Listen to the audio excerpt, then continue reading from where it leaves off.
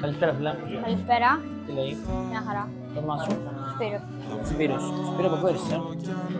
Πελοπόννησο, Αμελιάδα. Τι θα κάνεις, ναι? Ένα φρέντσκο και για σχέδιο θα ήθελα το μηχανάκι μου πίσω. Να πεις το μηχανάκι σου. Ναι. Νομίζω μου δείξεις πριν μια motocross. Ναι, ένα μόνο. Οκ. Έγινε προσφέρα. Έχω να κουρευτώ 2 μήνες. Αλήθεια. Λες τώρα πόσο μαλλί χρειάζεται. Θα ζήσω στον κόσμο που αλλάζει, στον κόσμο που αν είσαι κι εσύ.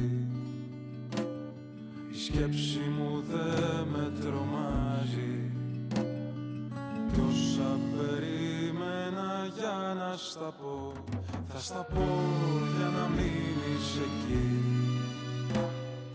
Κι αν με νομίζεις λιγάκι χαζό, ακούσε το ξανά.